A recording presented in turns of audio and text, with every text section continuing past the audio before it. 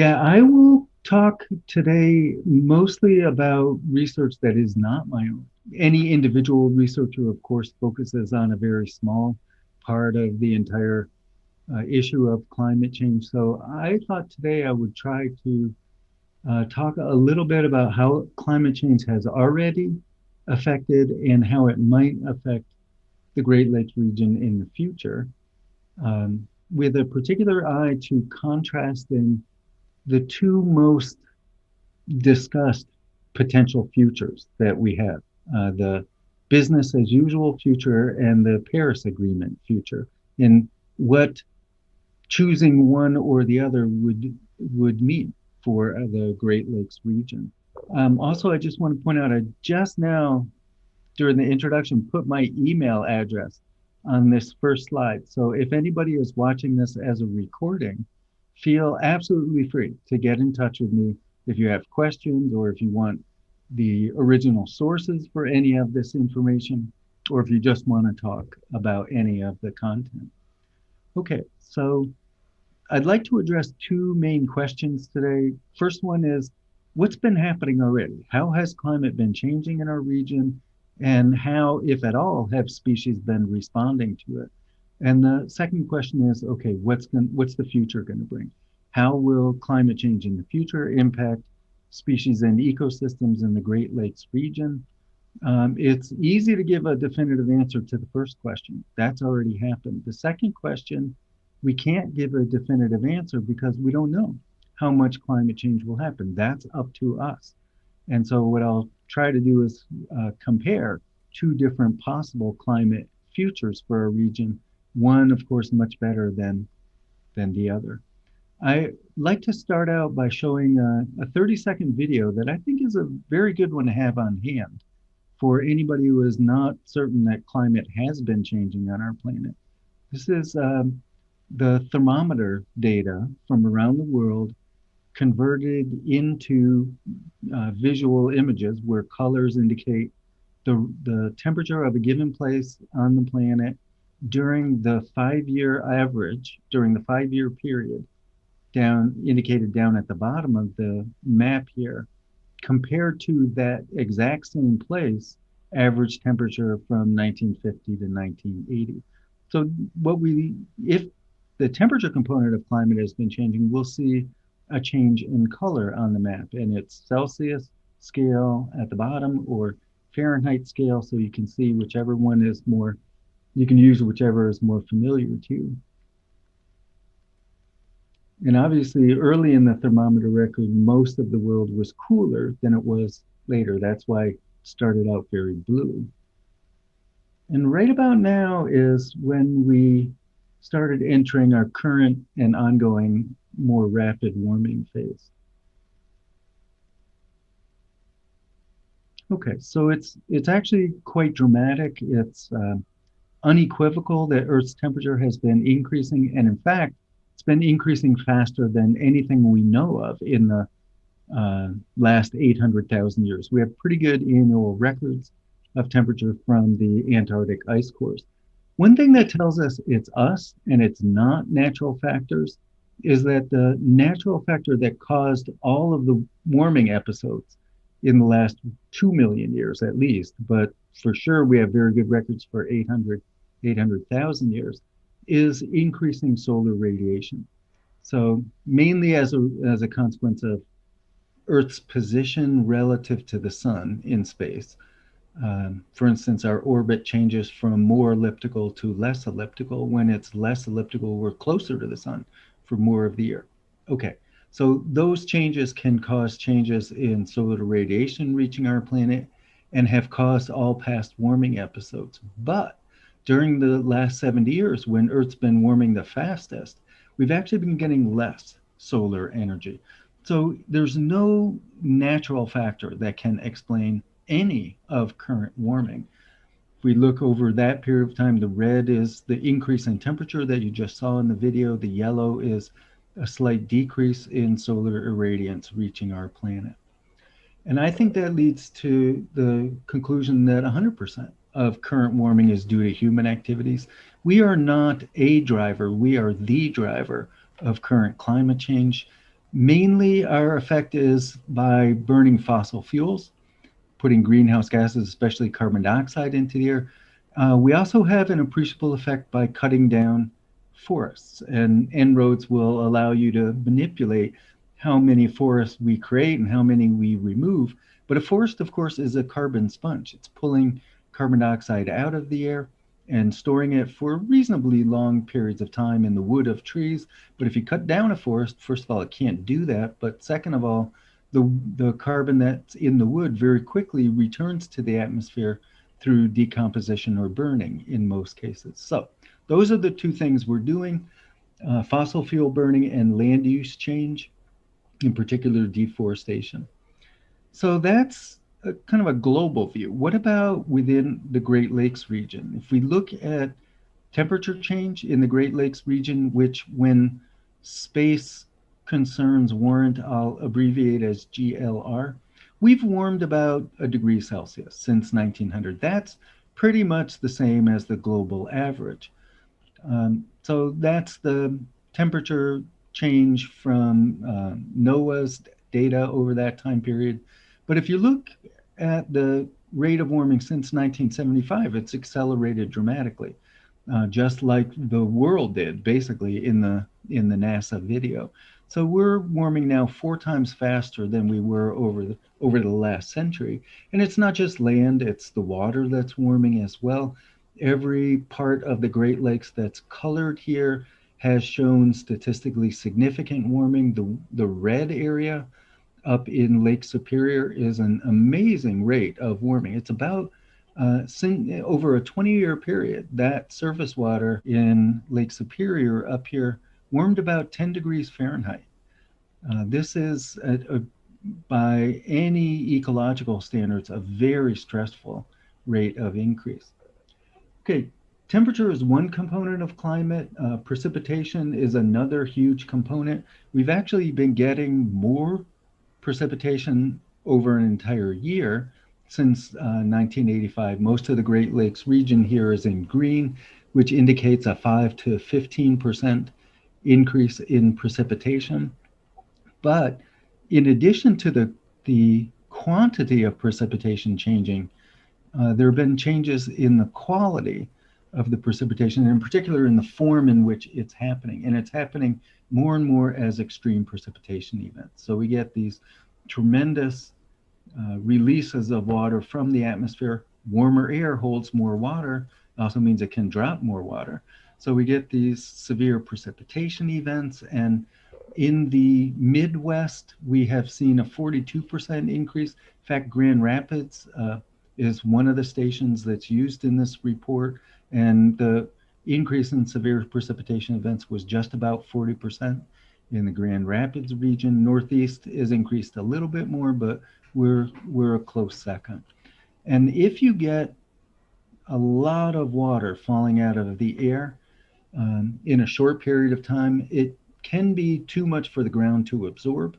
Therefore, the water has to stay on top of the ground. It will move to lower areas and pool, which we recognize as flooding. So all of the Great Lakes region has been experiencing an increase in flooding. The upper left is Ann Arbor. You guys probably know that the upper right is Grand Rapids, Kalamazoo in the lower left, East Lansing in the lower right. Okay, so we have seen changes in certainly the two major components of climate, temperature and precipitation. Have our species and ecosystems noticed this at all? Have they been responding? Well, in order to tell whether something's been responding to climate change, you have to have started observing it a reasonably long time ago. What do we have long-term records for? Birds, butterflies, and spring flowers. So we can tap into those data, those basically citizen science data collections, and ask, are, for instance, migratory birds arriving back earlier than they used to be? And it turns out that, yeah, the birds in the Great Plains and almost certainly Great Lakes region are arriving on average 4.5 days earlier. Um, over the last roughly century. Each circle here is a bird species, a migratory bird species. That dotted line indicates that there has been no change in the date of first arrival. The date of first arrival from 1910 to 1940 is the same as from 2000 to 2012, but what you can see is that most species are arriving earlier. They're below that line. So we have above the line are species arriving later than they used to, below the line earlier. And of course, you can see the vast majority of species are arriving somewhat earlier. Problem is, most of them are not arriving enough earlier. So it's one thing to arrive earlier, it's a very different thing to arrive at the same stage of spring as you used to arrive. So what's happening is spring is speeding up. Spring's happening earlier, and the birds are arriving earlier, but only a few of them, or the ones in blue here, are arriving enough earlier to actually be arriving at the same stage of spring, to retain their ecological synchrony with the plants and so on. And in fact, long distance migrants and many medium distance migrants are really doing a very poor job of tracking climate change. They're not arriving earlier at all, or they're arriving just a bit earlier. So we have things like the wood thrush and purple martin who are arriving at what is for them a much later stage of spring. And that, of course, we don't have evidence yet, but it can and most likely will cause problems for them. Trees are also responding in the Great Lakes region. The time when trees put out their first leaves in the spring bud burst, is happening at least 4 days earlier than in 1950. And what you can see in the Great Lakes region is that in many places, it's 8 or more days earlier. So trees are speeding up. They're putting out their leaves earlier. Some birds are arriving earlier, some are not. And the other thing that trees have been doing, and other species too, is shifting their geographic ranges. And of course, in response to climate change, the range shift that we would look for is a poleward, or in our hemisphere, a northward range shift. And it turns out that only about a third of our tree species in the eastern part of the US have actually been moving northward over the last 30 years. This is a little bit of a complicated figure. Each arrow is a species. What we're interested in here are the green arrows. The green arrows are species that have shown over the last 30 years a significant northward range shift. What you can see right away is there are a lot that are not green arrows. There really are not that many green arrows. And so most of the shifts east of the Mississippi for trees have been to the west, not to the north. Trees are confused, I think. I'm not exactly sure why they are shifting in that direction.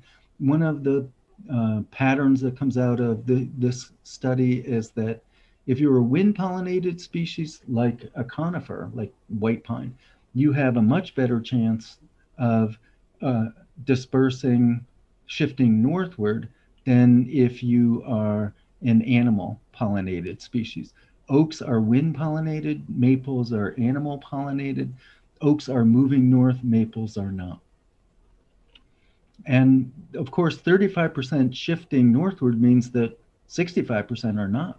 They are not yet tracking climate change by geographical shifts, including all of the species here. And even those that are shifting northward aren't doing it fast enough to keep pace with the moving climate. So what we see, birds, trees, pretty much everything is, some are behaving in the way that we would expect, most are not, and even the ones who aren't doing it, aren't changing enough to keep track with a moving climate. So now we can look into the future and ask how will future climate change, impact species and ecosystems in the Great Lakes region? And this is really the main point of this talk, that the future depends on our choices. In 2015, December 2015, almost every country on the planet agreed to do its part to limit warming to 2 degrees above pre-industrial, and if at all possible, to 1.5 degrees above pre-industrial, we'll call that we'll call the 2-degree future, the Paris Agreement future, and we'll contrast it to the path we're currently on, which we'll call the business as usual future. And I'd like to put these two in the context of carbon dioxide levels in Earth's atmosphere over the last 400,000 years. So first we'll take a look at what we know about CO2 levels for 400,000 years. It's also coming out of mainly Antarctic ice cores.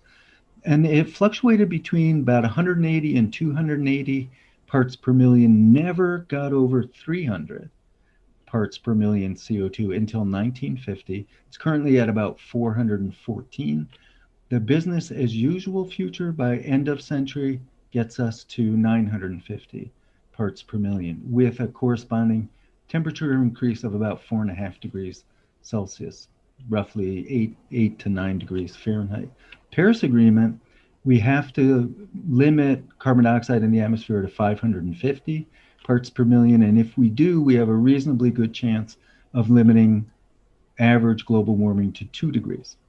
Okay, so those are the two possible futures I'd like to compare. What would they mean for Michigan? Okay, so under business as usual, if we look at temperature and summer precipitation are arguably the most important season.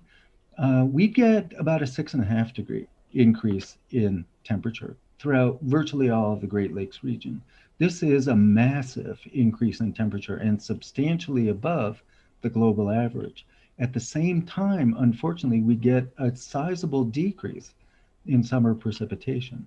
Okay, there were questions about what is climate change going to mean for agriculture in Michigan. I think any farmer looking at this prediction should be very alarmed. It is going to be really, really tough to grow plants, whether for agriculture or ecological purposes. Would Paris Agreement make any difference? Absolutely. Under the Paris Agreement, we cut the warming about in half, 3.5 instead of 6.5 degrees, and we cut the decrease in precipitation about in half. It's not great. We're still getting warming, more higher temperature and lower precipitation in the summer, but certainly that's a much less stressful future for species, ecosystems, and also for human health, which I won't have time to talk about today. Okay, so that's average temperature during the summer. One of the other measures of heat change in the future is summers that are hotter than what is today the record hot summer for a place. By not even end of century, 2070, under business as usual, virtually all studies predict that close to or above 90% of Michigan summers will be hotter than what is today a record hot summer. Worst summer Grand Rapids ever had, 90% of summers by late this century would be hotter. Here's the global prediction. Of course, that's the Great Lakes region, and we see a lot of red. Under business as usual by 2070, red is 90 to 100% of future summers hotter than today's record hot summer. Okay, and the question then, of course, is, well, would that be any different under the Paris Agreement? Under the Paris Agreement, it could be as few as 10% of future summers hotter than today's record. That's the prediction under the Paris Agreement. Okay, that's a world where many things can still happen that happen today, and particularly I'm thinking of agriculture, but certainly a much less stressful world for all kinds of species, including humans. The most lethal kind of extreme weather event is drought. Drought kills almost everything on the land surface. There is a reason it took 3 billion years for life to be able to actually exist on land, and that was the lethality of desiccation, of drying out. Okay, so droughts we definitely want to ask about. And the best comparison I have found is not even business as usual. It's not 4.5 degrees, it's 3 degrees warming. Droughts in our region, mostly it's red and orange there, which is a 300 to 500% increase in drought severity, or 3 to 5 times more severe. They would also be more frequent. So that is a very, very challenging future for species and ecosystems. If we limit warming to 2 degrees, if we implement the Paris Agreement, then actually Within the Great Lakes region, we see roughly as many places that have a decrease in severity of drought, blue, as increase. So huge benefit to the Paris Agreement in terms of reduced drought severity. If we look not at the climate components themselves, but the effects on living ecosystems or groups of species, Great Lakes is named for our most prominent aquatic ecosystems. And it is very likely, it's virtually certain that climate change will strongly impact our aquatic ecosystems. If we want to make a generalization about climate winners and climate losers, aquatic systems are the place where we can do that with the most confidence. Warm water species are very likely, at least in the short term, to be climate winners. They'll benefit from climate change. Cool and cold water species will be climate losers. Okay, if we translate it into actual species, who's going to be a climate winner most likely? Well, carp, bluegill, catfish, white perch, warm water species. Of course, Asian carp are included in this. These are not generally people's favorite species, fish species. If we look at the climate losers, these are our cool and cold water fish. They're deep water fish. So whitefish, all of the trouts, walleye, all of the salmons. Our sport fish, the economic impact, besides the ecological impact, would be, I think, disastrous. If we look at not aquatic ecosystems, but terrestrial ones and ask, what about our trees under business as usual for Michigan? And I think you'll have a session coming up where you'll explore the Forest Service bird and tree atlas. They have a bird atlas as well. That's where some of this information comes from. It's a fantastic resource. Very well done science. So here are 13 of our 20 most abundant tree species are predicted to decline by a lot, by at least 50%. So more or less, we lose these species from the Great Lakes region. We certainly lose them from southern Michigan. Okay, so your students, children and grandchildren may not be able to see a sugar maple if they're in southern Michigan. But under the Paris Agreement, the trees don't decline as much, and fewer of them decline by at least 50%. Among the ones that no longer decline by 50% are what I think of as the two most iconic Michigan tree species, sugar maple and white pine. So we keep them in reasonable abundance under the Paris Agreement, but not under business as usual. Forests, of course, are places, not the only places, but important places where birds live. And Forest Service also has predictions about the fate of birds under Paris and business as usual. And it turns out under business as usual, we have 24 species that are predicted to disappear or almost disappear, including all of the ones on this slide. So those, one or two more generations may be able to see those species under business as usual. Paris Agreement, instead of 24, it's only 10. Here are 5 that get saved by the Paris Agreement, at least as far as Michigan is concerned. And the Audubon Society has, there are many other species whose they're not going to entirely disappear under business as usual, but they would be dramatically decreased and would not dramatically decrease under Paris Agreement, including some that may be more familiar than the ones on the previous slide. Audubon Society has also done a lot trying to model the effect of climate change on bird species. And unlike the Forest Service data, you can get county predictions on the Audubon website. And they will predict the fate of individual species or groups of species under 3 different levels of climate change: 3 degrees, 2 degrees, and 1.5 degrees. So 3 degrees, it's not 4.5, but at least it's higher than Paris Agreement. For Ottawa County, 16 species would be highly vulnerable under 3-degree warming, including 12 that are imaged here. And that means that they lose 80 or more percent of their suitable habitat in the region. Would that be any less under Paris Agreement? 2-degree warming? Okay, so here's 3-degree. 2-degree warming, it's only 5 species. And under 1.5-degree warming, remember Paris Agreement said, yeah, we're going to try to keep it to 1.5 if possible. Now only 2 species in Ottawa County are predicted to be highly vulnerable. So we already saw this. The magnitude of future climate change and therefore the consequences for our region and every place on the planet depend on our choices. How much greenhouse gases are we willing to put into the atmosphere? The third choice that we haven't talked about yet, but it's worth talking about, is what I call Paris Extended.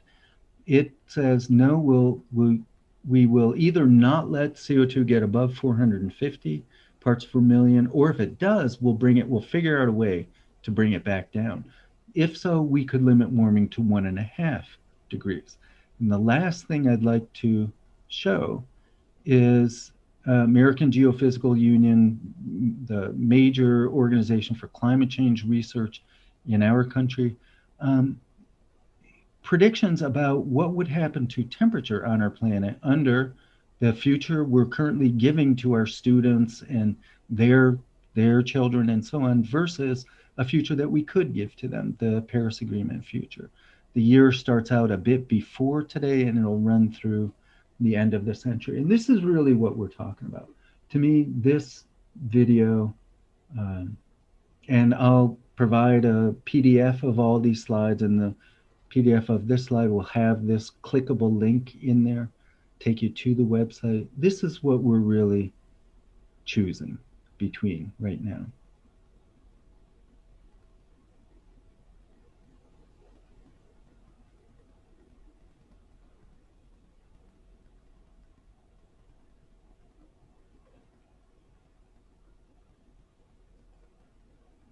Okay, those are two incredibly different futures, both of which are possible. The one on the left, the better future, is not going to be possible for very long. We need to get acting incredibly quickly. A decade or so, we need to make major progress in moving towards carbon neutrality. I tell my students, these are two different versions of the rest of your life. Most of you will live close to or past 2100. And you can have the future on the right, or you can have the future on the left. I think our job as educators is to help our students be the generation that saves the planet. Our generation isn't doing it. Some of us are trying very hard, but we are failing miserably.